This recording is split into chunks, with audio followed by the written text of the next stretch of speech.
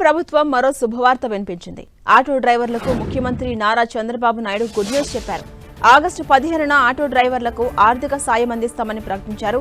సుపరిపాలనలో తొలి అడుగు పేరుతో ఏపీ ప్రభుత్వం కార్యక్రమం నిర్వహించింది. ఈ నేపథ్యంలో మాట్లాడిన చంద్రబాబు ఆగస్టు 15 నుంచి మహిళలకు ఆర్టీసీ బస్సులో ఫ్రీ బస్సు ప్రయాణం అమలు చేయబోతున్నట్టుగా ప్రకటించారు. ఆ రోజునే ఆటో డ్రైవర్లకు ఆర్థిక సాయం అందిస్తామని ప్రకటించారు. సూపర్ 6 హామీల్లో భాగంగా ఆర్టీసీ బస్సులో మహిళలకు ఉచిత ప్రయాణం హామీని టీడీపీ కూటమి ఎన్నికల సమయంలో ఇచ్చింది. ఇక ఫ్రీ బస్సు కారణంగా తమ ఉపాధి దెబ్బతింటుందని ఆటో డ్రైవర్లు వాపోతున్నారు. ఆటో తోలుతూ 4 రాళ్లు వెనకేసుకునే తమకు ఫ్రీ బస్సు కారణంగా గిరాకీలు పడిపోయాయని ఆవేదన వ్యక్తం చేస్తున్నారు. ఈ క్రమంలోనే ఏపీ సీఎం నారా చంద్రబాబు నాయుడు ముందు చూపుతో ఆటో డ్రైవర్లకు ఆర్థిక సాయం అందిస్తామని తెలిపారు. అయితే తెలంగాణ మాదిరిగా రాష్ట్రం మొత్తం ఫ్రీ బస్సు ప్రయాణం అమలు చేస్తోంది.